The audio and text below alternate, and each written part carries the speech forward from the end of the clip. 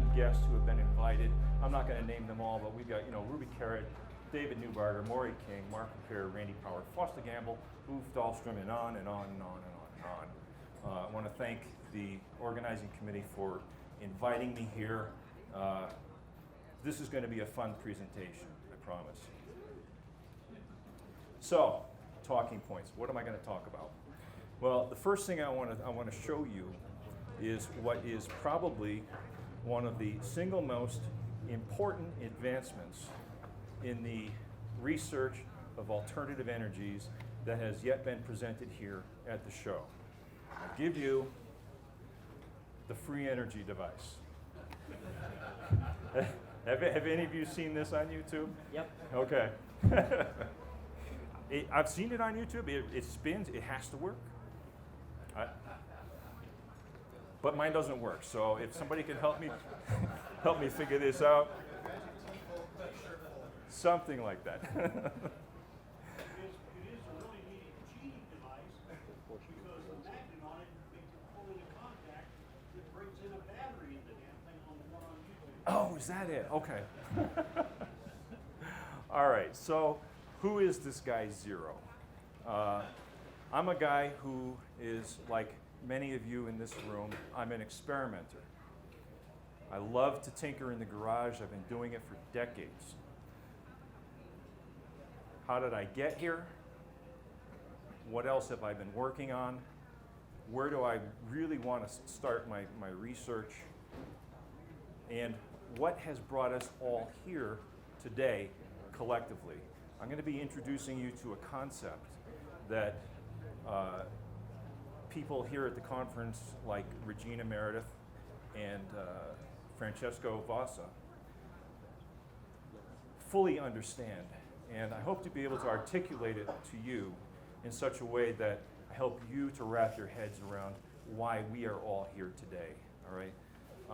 I am here today basically because I wanted to have a few drinks with Mark Dancy, but he had better things to do, like improve the quality of life for millions in impoverished nations. So, where is his priorities? I don't know. So let's start at the beginning. Why zero fossil fuel? I don't know. I'm so sorry about that. I came up with the name zero fossil fuel in an attempt to articulate an idea that we need to move away from energy independence that is bought and paid, that we have to pay for. Okay, we need to move away from a petroleum-based economy to a renewable-based economy. And quite frankly, zero fossil fuel was one of the few names on YouTube that wasn't taken. So I chose zero fossil fuel, and eventually I started a whole branding effort around it, and I became known as Zero and as Z, and I maintained my anonymity for a very long time. So why was I so anonymous? Because I was afraid of the boogeyman. There is a whole culture of fear that we need to break free from, okay? We all need to take a stand, build a little courage, and say, if there are enough of us who will come forward with our experiments and present what it is we are working on, they can't stop all of us. We all have to work together, and that's why we're all here, okay? Some of us are here just to listen to people talk, but many of you are experimenters, and if you are experimenters, I encourage you to publish your work, even if you don't think it is of value, because there are things that I have published many, many years ago that now today I will go back and look at and say, gee, I didn't notice that in that video the first time. But I go back and look at it and say, wow, I missed that. Maury, I've got something for you that you're going to like. Okay? Other identities. Mr. Wizard, MacGyver. I've been called a lot of things, some of which I can't say here today. But it all started when I was a very young child. When I was about 3 years old, my memories go back that far, amazingly, I can remember vividly, this was the stereo cabinet that my parents had in their house. It was a Zenith record player. It had a slide-out turntable with a mechanism underneath, and I would literally lay on the floor looking up at the mechanism underneath this turntable and just watch it for hours and watch it drop the records and watch the mechanisms go.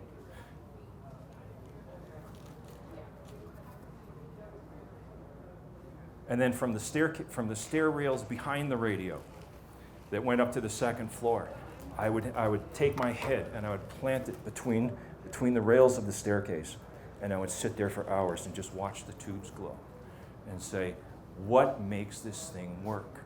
So I had a fascination at a very, very early age that my mother fortunately recognized and nurtured continually. And I am forever grateful to my mother for doing that for me. When I was going to kindergarten, my mother was already buying me books that had math problems in them. I was doing 3rd grade math in kindergarten. Now I vividly remember the arguments, okay? I remember vividly the arguments that my parents would have standing in the hallway of my elementary school with the teachers who said, you can't be giving this kind of information to your children. They need to be learning the curriculum that we're teaching them. And my mother would argue with them. But he is so far beyond this. Why hold him back? Well, he has to follow along with his class. And this is a classic example of the failing of our educational system to properly identify and classify students and put them where they belong in terms of the progress of their education. It's terrible what they do, but I'm so thankful that my mother ignored all of the teachers and the principals who said, no, we need him to follow our curriculum, and they said, no, he will continue to learn what we give him. And nobody says it quite like George Carlin. Do we have audio? I hope so. He's brilliant.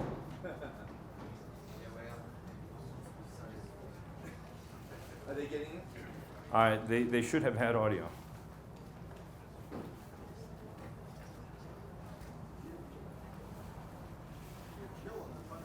I know. I'm sorry.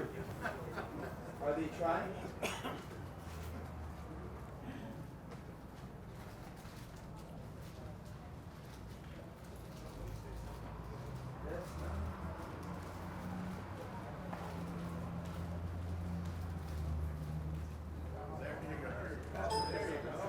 Hey!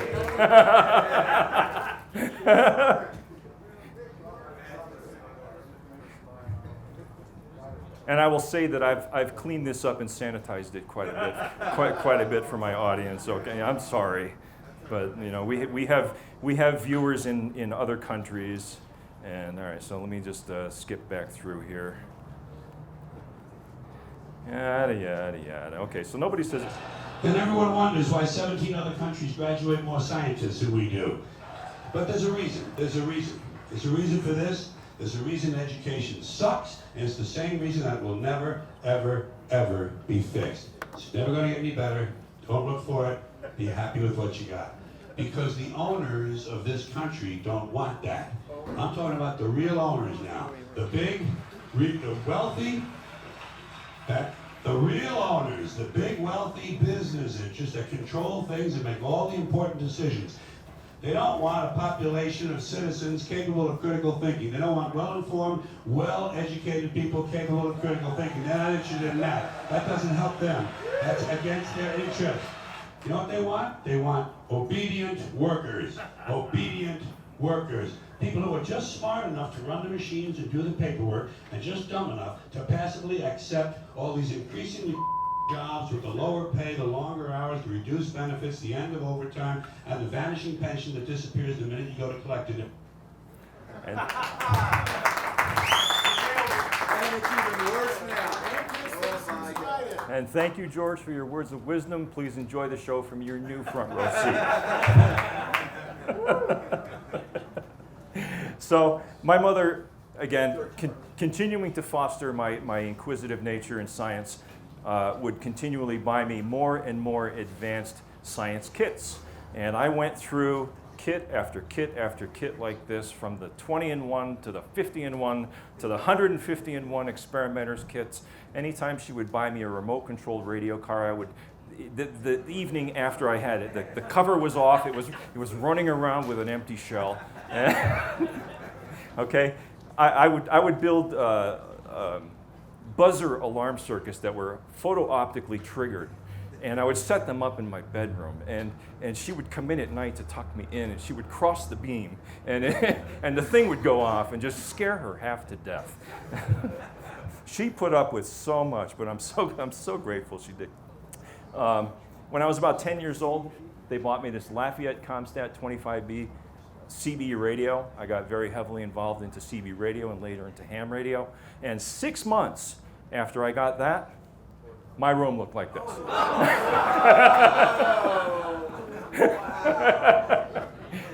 No, I'm just kidding. That's John Hutchison's kitchen.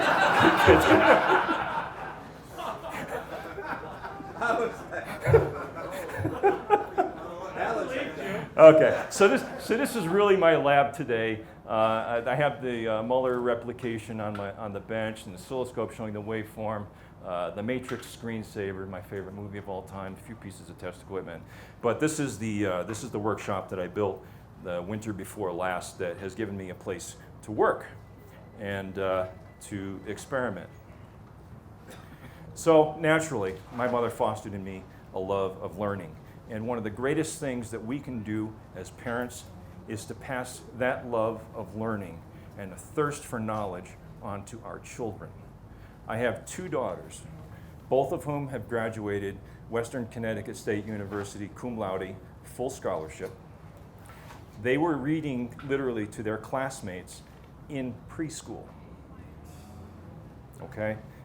I made sure that we had a traditional family. My wife stayed at home. I worked 2 jobs.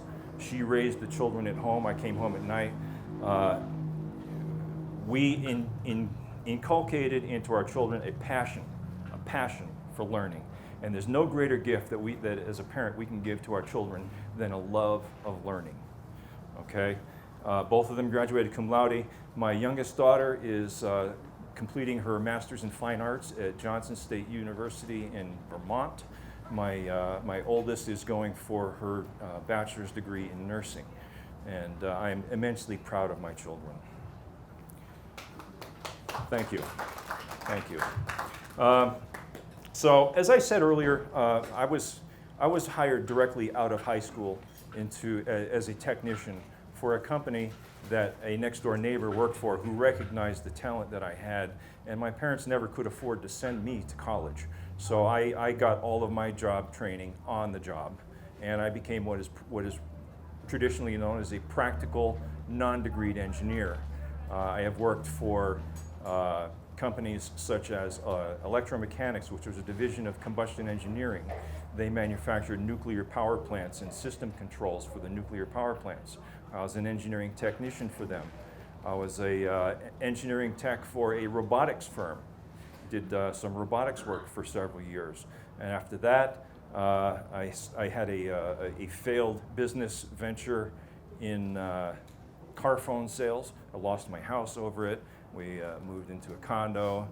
We recovered, and I'm now living in Connecticut, in Burlington, Connecticut, and we have a nice home again. So I'm very thankful for that. The latest industry that I'm working in, that I'm still working in today, is I'm a field engineer for a company that installs and maintains the radio infrastructure for public safety two-way radio communications. We also do radio communications for large corporations and fleets, truck fleets, things like that. Our latest project right now is Mohegan Sun Casino, which is a very interesting project. So that's my brief history. I don't have a college degree. Anyone who asks me say, really? No, really, I don't. So on one of my earlier jobs, where I met my wife actually, one of my coworkers introduced me to a magazine article from Science and Mechanics, spring 1980. And it was a magazine article that was published regarding Howard Johnson. And he said, Mark, you gotta get this magazine. He said, there's a tremendous article in there. It's right up your alley. He said, you're gonna love it. And I read it and I ate it all up and I said, wow, this guy actually got a patent from the United States Patent and Trademark Office. I thought that was pretty impressive because it's tough to get a patent for something that anywhere resembles free energy from the USPTO. It doesn't happen. And this goofy guy right here, he did it. So I not only bought the magazine, I spent quite a bit of money building devices to try and replicate his invention. And let's see here. Here's the magazine article. Now, I was very concerned at that time, even back then, that this type of technology, if it did work, would be suppressed. So at that time, in 1997,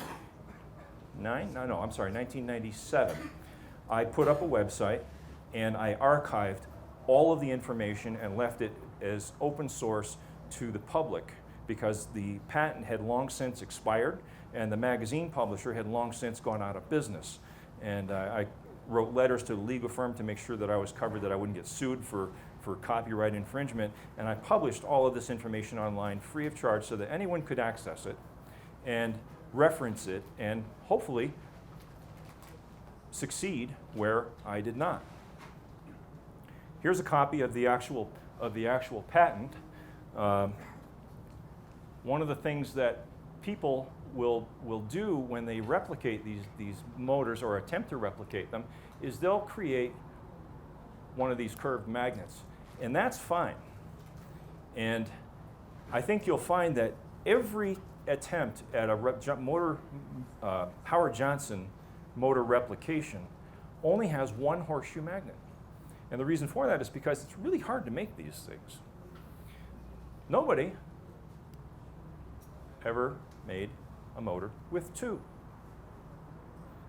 And quite frankly, the reason given in the magazine article for using two magnets was to decrease the amount of pulsing as the magnet traveled across the track. I don't think that's the reason at all. And I think that may have been the reason why all of us failed. I don't know. But I still hold hope that maybe this thing could actually work if somebody built one with two magnets staggered across the stator. It's food for thought. And that's part of what I do. When I publish my information on YouTube, I try to teach, and I do my best to inspire others to build. This is an animation of how I felt the motor should be built, and a representation of the magnetic fields as they impose on the rotor. After I tried and failed for many years to replicate this motor, I went into a very long period of inactivity. I became very stale. And during that time, other people tried to replicate it. Who can forget Milo? Anybody? I hear a chuckle. But notice, okay? Even Milo, one curved magnet.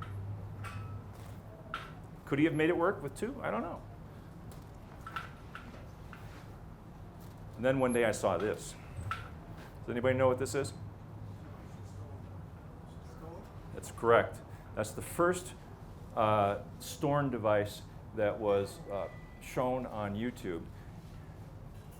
And then I saw this.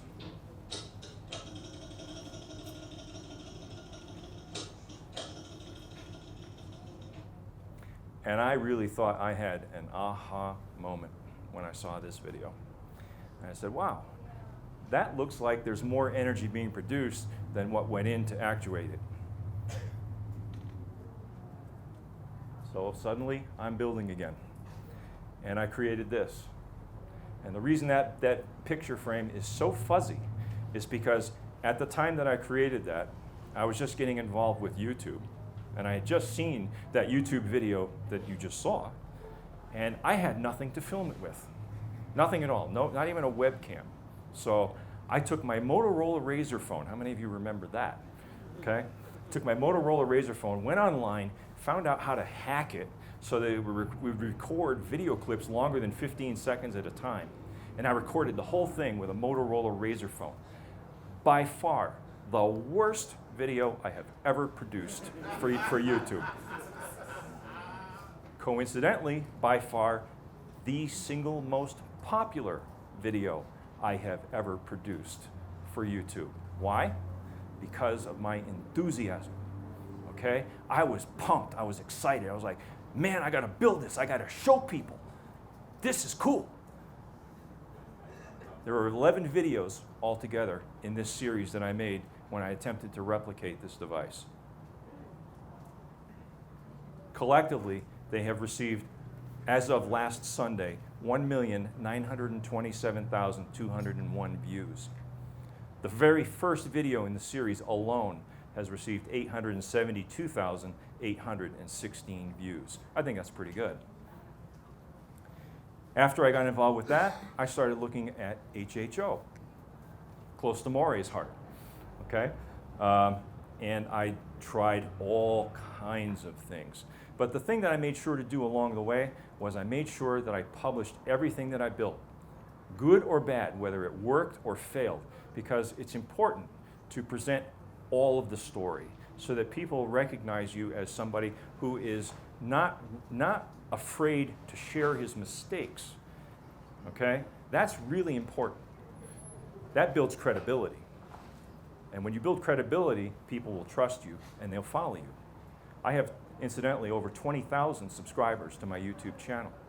I receive close to 8,000 unique visits daily to my YouTube channel.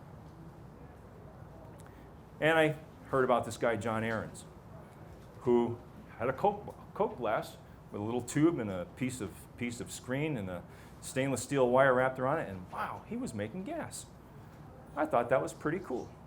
So I said, yeah, I'll take a look at that. I began getting involved at overunity.com and sharing and looking at some of the stuff that was available there. And I met up with a few guys. We eventually formed the Energy Builders Network, started a forum, built the EBN, what is called a dry cell, which really is not a dry cell. It is really not a submerged cell. Okay? People call a dry cell with the gaskets dry cell. As long as there's liquid in contact with the plates, folks, it's not a dry cell. It's a wet cell. I'm sorry.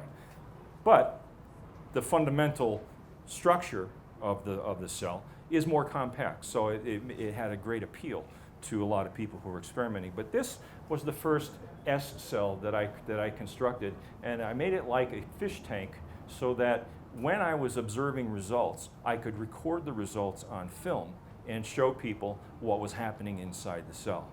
And this worked out very, very well. Here's a picture of the inside of the cell, and you'll notice not only do I have gas evolving off of the edges of the plates, but I also have gas evolving in the middle of the plates. Maury, you're going to appreciate this, okay? Pause the video right now, be right back.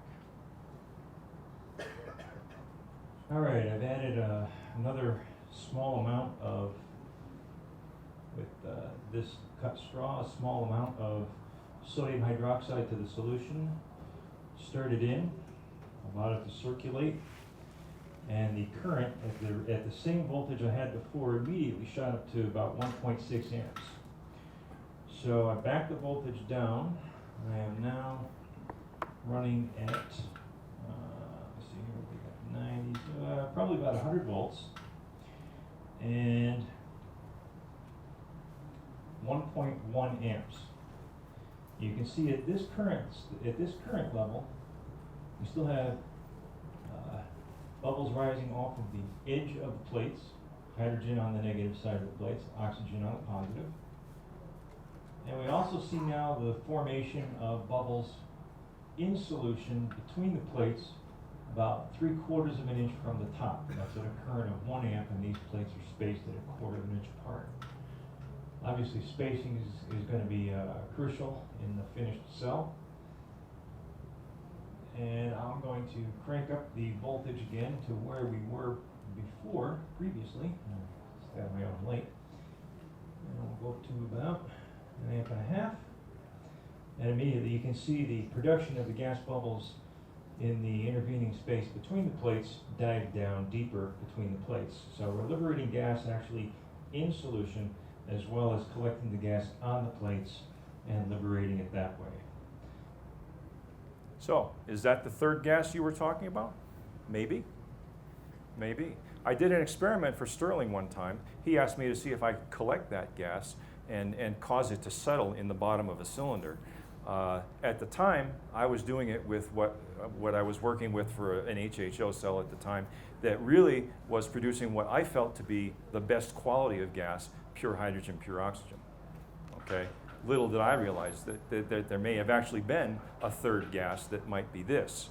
So I will return to this at some point and try that experiment in, say, like a 2-liter soda bottle or something where you can just dump the gas in and allow it to settle and see if you can get it to go pop.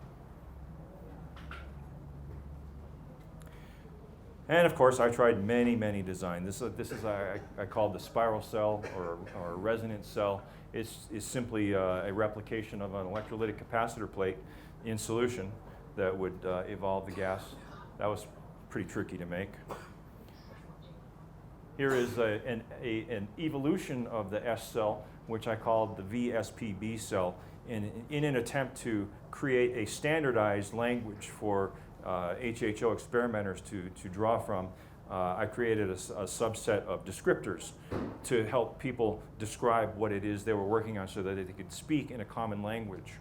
I don't know how many of you realize this, but most of the measurements of the output of a hydrogen-oxygen generator like this is measured in a unit of measure called mmW. That stands for milliliters per minute per watt of energy input to the cell. I actually coined that term because at the time there were so many disparate measurements that were being used. People were using liters per hour per kilowatt of input, or they were all over the map. And I said we need a standardized unit of measure. So I came up with what seemed to be probably the easiest to compute, and mmW is what evolved out of that. VSPB incidentally stands for vertical aspect ratio, series cell parallel plate design, brute force, rather than I don't know what the other definition for it was. But the intent for this was to create a column that would create a higher velocity of electrolyte flow between the plates, which may have created cavitation that you were talking about. Again, it's worth going back. I still have this cell in a Walmart jar sitting on a shelf that I might fire up again. Here is an inverted T cell that I attempted to make. There are circular plates in both halves of this T, and you attach a electrode from one side of one end back around to the other end. That became the positive plate, and this terminal in the middle was the negative terminal, and the gas would evolve through the cylinder and then out the exhaust at the top. That was inspired by a gentleman named Daryl Mason, who is out in the Seattle, Washington area. In everything that I did, I was always very, very careful to take careful measurements, okay? Because if you don't measure what you're doing, you have no way of knowing whether or not you're making any progress, all right? And in that respect, this is probably how me and Mark Dancy became friends, because Mr. Mark, show me the data, Dancy recognized that I was doing this and publishing my work and making sure that I was collecting data that was meaningful, all right? Very important. Measure what you're doing. Here I am testing a runtime test with a AC generator. So I had 30 milliliters of gasoline that I was putting in a cylinder, measured amount. It would filter down into the carburetor. The AC output went into my DC supply. The DC supply went over to my pulse width modulator circuit. We'll talk about that in a minute. Here's my VSPB cell with a bubbler filter on the side, and then feeding the gases back into the carburetor. What I was doing was checking to see if I could increase the overall net efficiency of the whole system, raising it from something less than 20% to even something greater than 20%, okay? You don't have to make it run to make it viable, as long as you can achieve a net efficiency gain. And everyone said, no, you can't do that. Well, I tried, and with this one, I didn't achieve a net gain, but I did show that there was a net effect as I continued to increase the amount of the injection of the HHO gas into the engine. So I took it to the next step. Here is what I call the bat cell, and the reason it's called the bat cell is because it resembles a 12-volt battery. Anyone who knows how a 12-volt automotive car battery is made, it is divided into 6 chambers, and each of the chambers is electrically isolated, and the gases are all collected across the top through one nipple and then out the bubbler. Here again is my pulse width modulator and the multimeter that I was using to measure the input voltage. Here is where I made real progress. This is what I called my runtime test jig. This was with a Briggs & Stratton motor. It was powering a automotive alternator that was the only DC source for the pulse width modulator, which is down here in the shadows. You can't see it. And it was running my bat cell at about 6 mmW efficiency and going through this bubbler and back into the engine. And with this, I actually did achieve a net overall gain in total system efficiency. As crude as this setup is, with a lawnmower, a horizontal shaft lawnmower engine, I was able to accurately measure, and incidentally, this right here, this was my fuel reservoir. I would put measured amounts of fuel and run tests with these measured amounts of fuel each time. And I did like, the first time I did it, I repeated the test about 10 times and found that I had a margin of error of plus or minus 3%. I was like, that's pretty good. I probably don't need to repeat the test 10 times every time I do it, because you'll also notice it's dark out. I was working late into the night, and I was probably bothering my neighbors while I was doing that. But I collected the data, and I published the data, and that data is still available at my website, alt-nrg.org. It's viable data, and it is not refutable, at least not in my mind. You know, somebody can always approach you and say, well, gee, we don't think you collected your data correctly. Well, that's a matter of interpretation. For myself, I was able to satisfy myself that yes, HHO is a viable technology. It can be used to increase the overall net efficiency. It is a losing game if you're trying to do it in a modern automobile, because the electronics of the modern automobile will fight you every step of the way, and it will not allow you to go much further. So through all of this, what did I learn? I learned that I could teach. I learned that I had a very good talent to be able to teach other people, to publish and to share openly. Now, if I could only regenerate that head of hair, I'd be so happy. I would be so happy.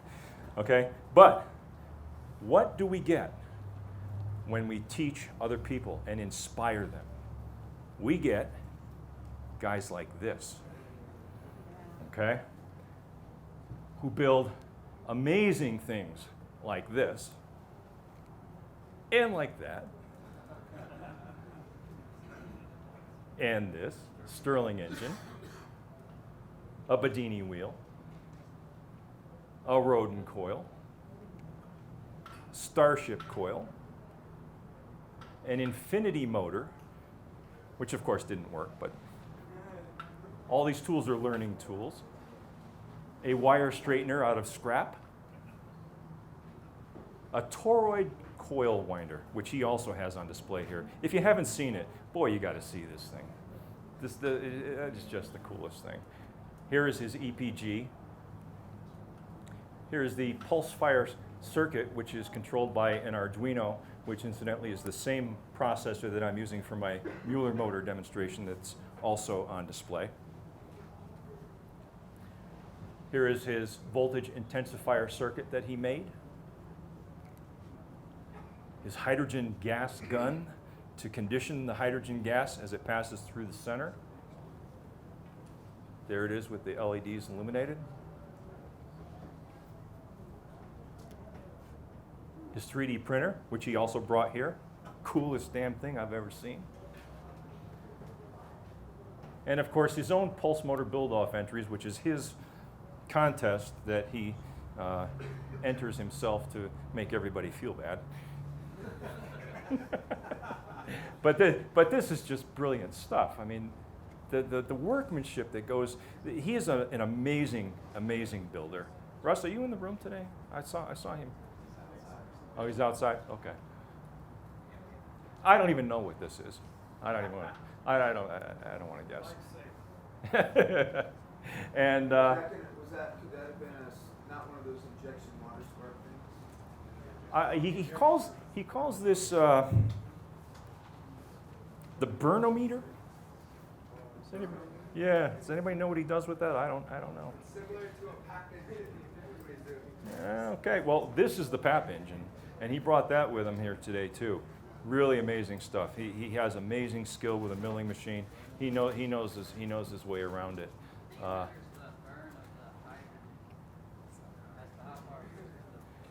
Now, my own experiments with HHO led me to try to relieve a problem that people were having with their HHO experiments.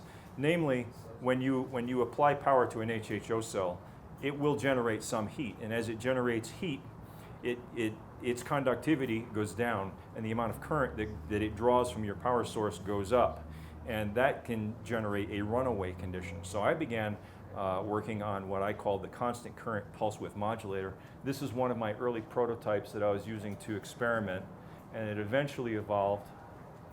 Oops.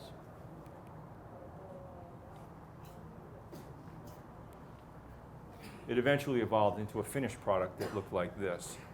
I sold roughly 120 of these, and to my knowledge, the vast majority of them are still out there working, helping experimenters work on their projects.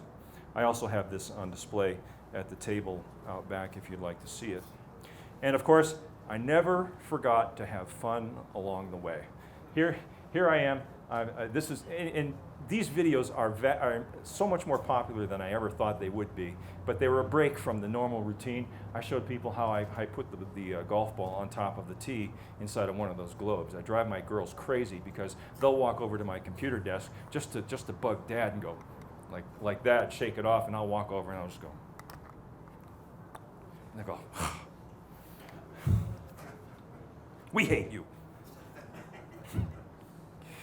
Here's a Jacob's ladder that I made for fun while I was doing the Kapinadze experiments. Here's a breakdown video for a rebuild of an old air rifle that I had when I was a kid, and people love this one. I mean, especially with all the legislation that's coming out in opposition to firearms and things like that. But this was a fun video to make. It's about 35 minutes long, and gets an amazing amount of traffic. There's a recumbent bicycle that I made that was inspired by a gentleman from Belgium. I forget what his YouTube channel name is, but this is still a work in progress because this space right here, I now have three 12-volt batteries, and right about here, I've got a motor controller and a little electric motor on the back swing arm, and I'm making this a hybrid recumbent bicycle. It's a blast to drive. I'll tell you, people look at you going down the road, and I'm sorry? How fast will it go? I haven't taken it down the hill behind my house yet, but I can tell you it is very aerodynamic and it is very easy to pedal beyond 35 miles per hour. I've had it, I think, up to about 38 miles per hour on human power. I think it will do about 45 miles per hour. And that's enough even to keep up with traffic on a normal street. So, you know, a lot of fun. And then, of course,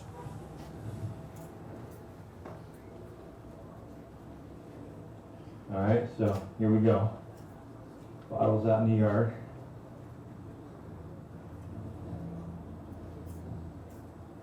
Fire in the hole.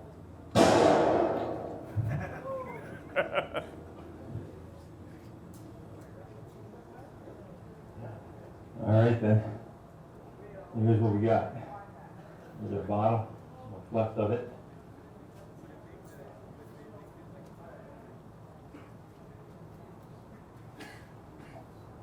And of course I have to rebuild the cap. Everyone have a safe 4th of July. Please don't.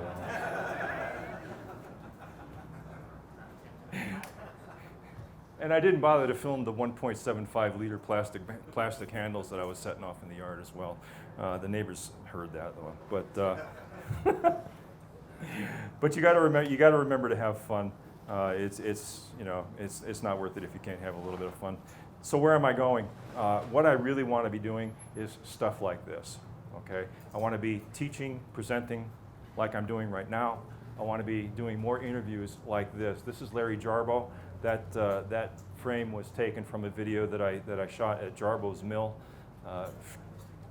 2009, I think maybe. I've done like 3 interviews with Larry. He's a great guy.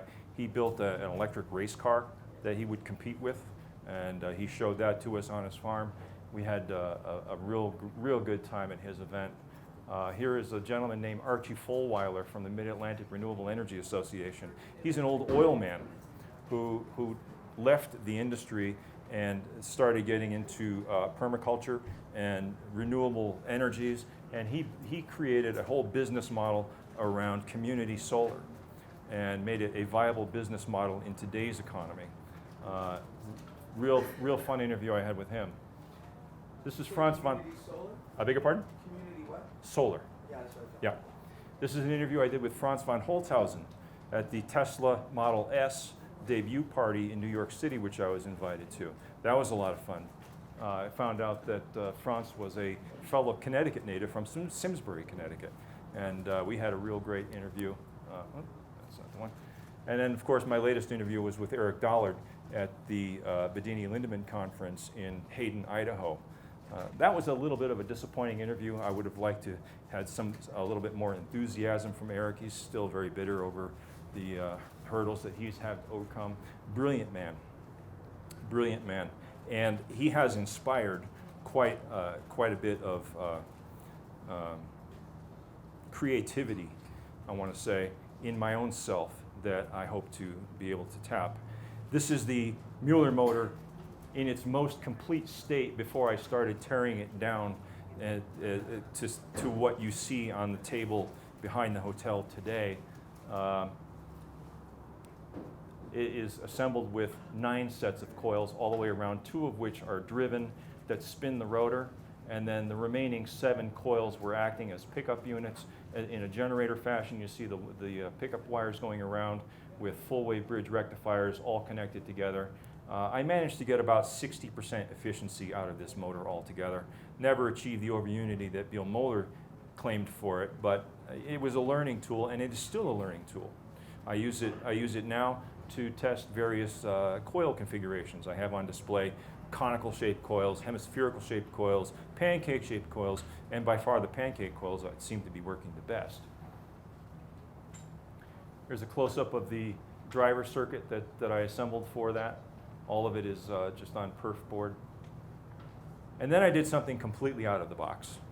I decided to go, one of my YouTube nerd herd, and I affectionately call him my nerd herd because oftentimes on Ustream I will broadcast live from my workshop. I've got probably 4 or 5 webcams set up all over the workshop, different angles for what that would focus on what I'm working. I have a over the bench view, I have a over the shoulder view, and typically on an evening when I'm broadcasting live, working on a project in the lab, I'll have 15, 20, 25 people in my chat room, all just sharing, just chatting amongst one another, sharing, exchanging ideas.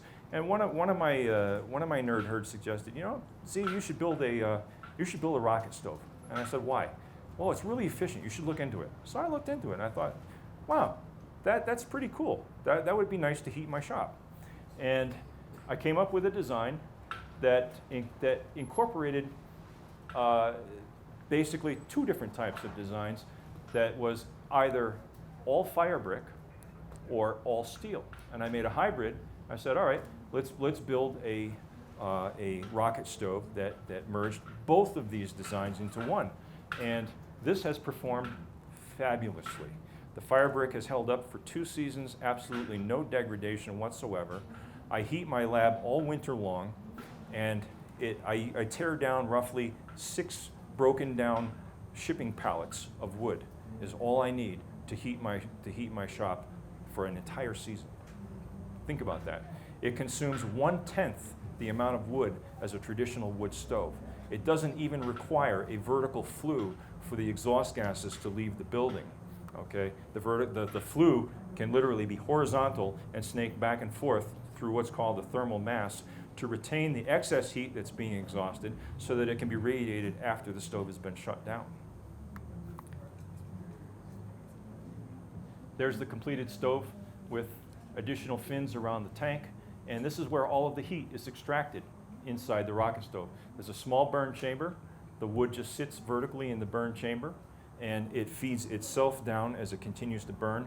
Burns extremely hot, and the reason it's called a rocket stove is because it literally sounds like a rocket when it's running. It goes, it's wild. It's fun to burn, and my wife actually wants me to build one now for the house. And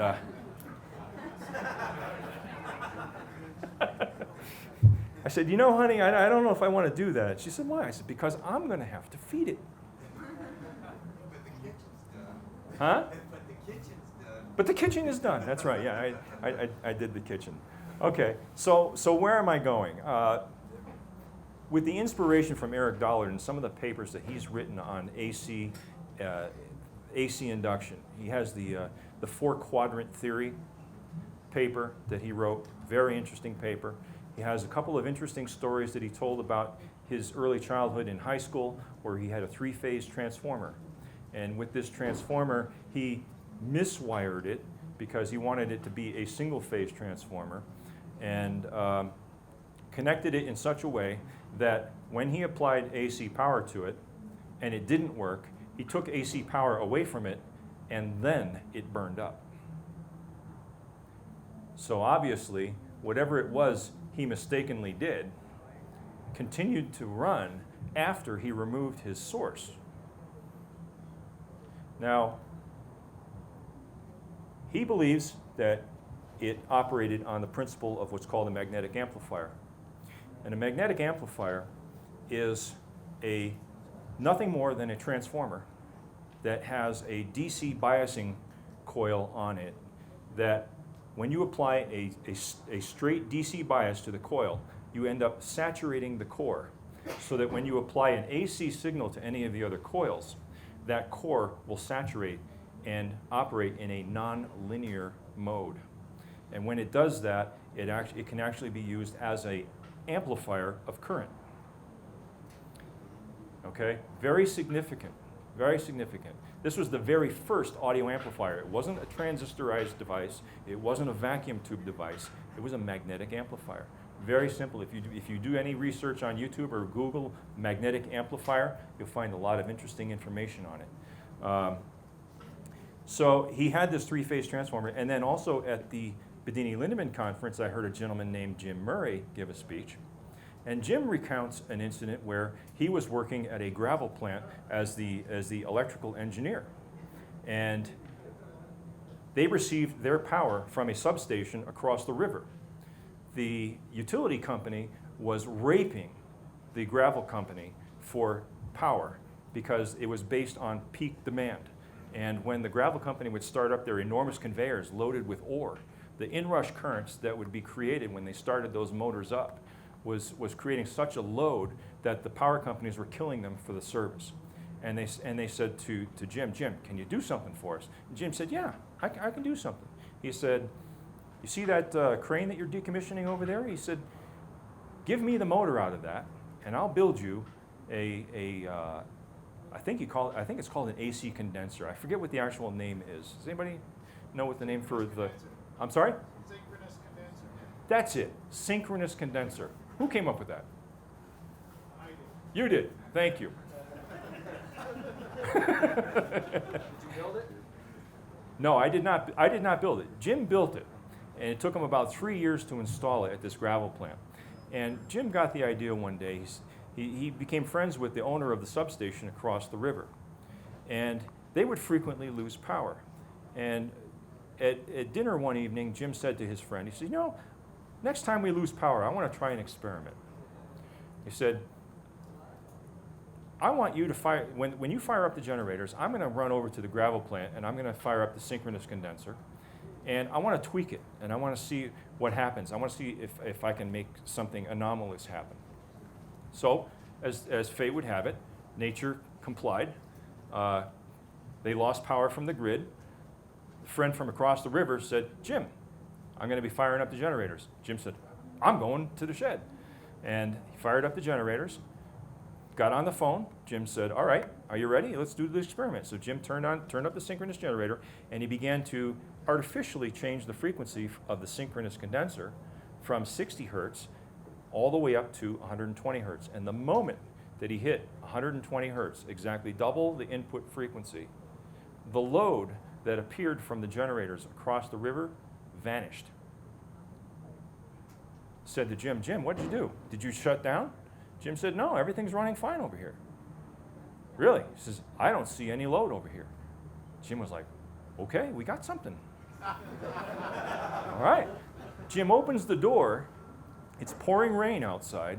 Looks at the lines the high tension wires going across the river, cherry red. And just at that moment, boom! Exploded. Now, being the good engineer that he was, he called up the owner of the gravel plant and said, "Geez, you know, guys, we lost power. You better get somebody out here real quick. You know, I don't know what happened." Okay, but there's a common thread. There's a common thread in both of these stories that I think is worth investigating. So here's the core of a typical three-phase transformer. Here are the coils on a typical three-phase transformer.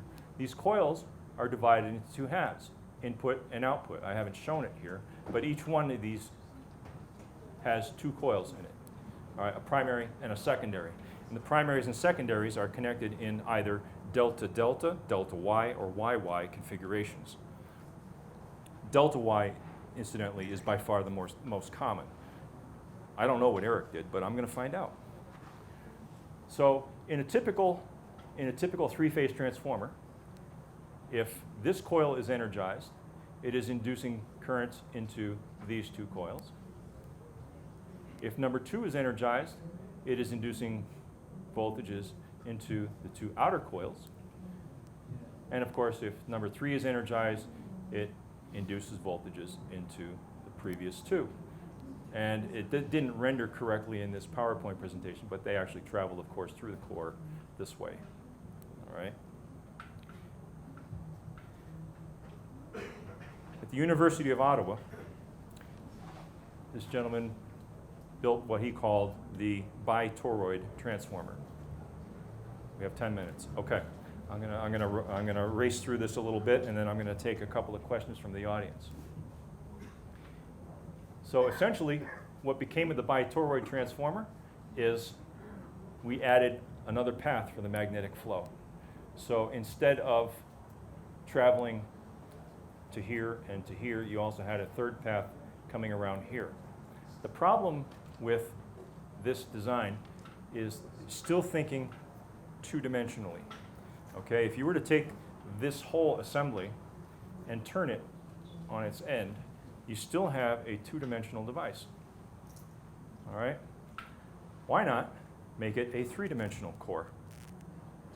And then you have equal distribution of your flux patterns to all the coils. This is what will probably be the next project in my lab. And you can expand on this and continue to build out. Now, one of the things that Eric Dollard speaks of when he talks about electromagnetic induction, All right. He also makes reference to the dielectric field, which is at right angles to the electromagnetic field. Now think of each of these coils as a fountain, and you're looking at the top of the fountain, and the electromagnetic fields are flowing up through the core, out, and back around through to each core. Therefore, if you have electrostatic lines of force, they are at right angles to the electromagnetic lines of force. All right? And you have these electrostatic fields around each of the coils. Okay? And in reality, those electrostatic fields extend out to the edges of the electromagnetic fields, which are passing through the adjacent coils. And they overlap. Okay? Does anybody see a familiar pattern developing here?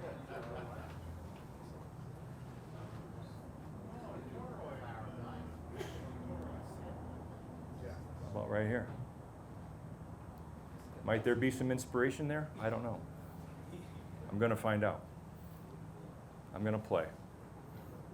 But as I was making this presentation, I noticed that just as I was making the presentation, I was like, wow, that's pretty cool. Maybe that's worth looking at. Okay? What really brought us here today is a desire. Oh, yeah, this gets into the collective consciousness. I'll touch on that real quickly. What brought us here today is the collective, all right? We are part of something bigger than what we realize. It's very hard for us to visualize what we are part of because we are such a small part of it.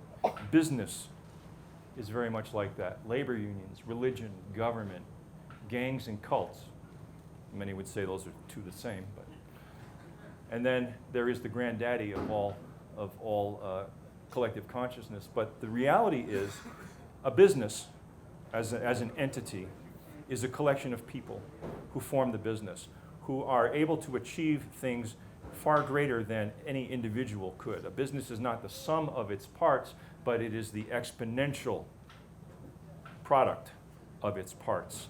So what one person could achieve, two people can achieve 4 times as much, 3 people can achieve 9 times as much, and so on and so on. And now we have 5 minutes, so I've really got to hurry.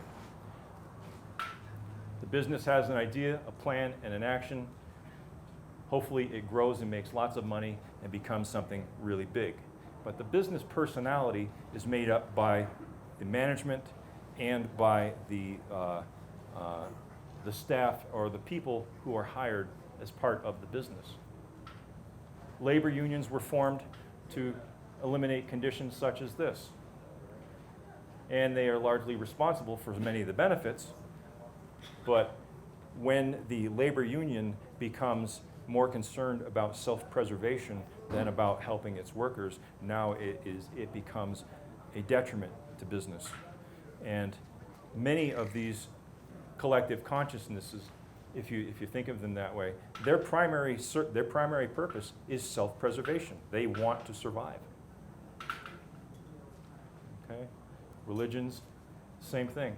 The religions themselves become an entity whose only purpose is self-preservation, at the expense sometimes of the parts that make it up. And the granddaddy of them all, not even government, but the granddaddy of them all,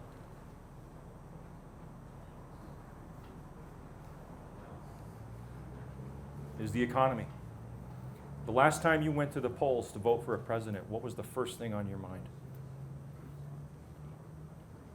And the moment you begin to think in terms of, I'm voting based on the economy, you become part of that whole global consciousness that is the economy. Because you're making decisions in your daily lives that affect the economy, that affect how the economy affects you. Oops, wrong way.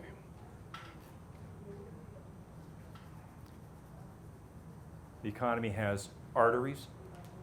It is so evolved, it has veins. It even has capillaries. It has red blood cells that carry the hemoglobins, which are you and I, that bring the oxygen to the economic engine that make it run. And it even has a pulse. Thump, thump. Thump, thump. Thump, thump. Thump, thump. Thump, thump. It really is alive. So do we destroy the beast? I think that would be shooting ourselves in the foot. But we certainly need to tame the beast. Let's improve it. How? Exactly. Okay? We need to tame the beast. How do we do that? We're here. We're part of the solution. We're becoming white blood cells. We're going to fight the infection that is making the body sick. And we are part of the solution. We are the change agents for the entire world. And we are the global breakthrough energy movement. Okay?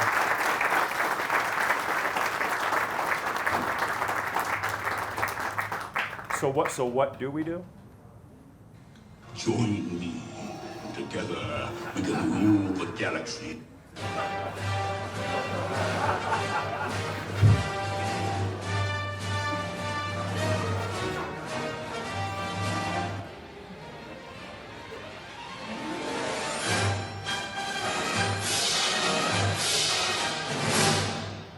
Thank you. Thank you. Incidentally, one parting thought. I want everybody to know that all of this presentation was created with open source software on the Ubuntu Linux operating system using LibreOffice. Yay! Video edited with Kdenlive, and the pictures edited with GIMP 2.8. Where do you want to go today?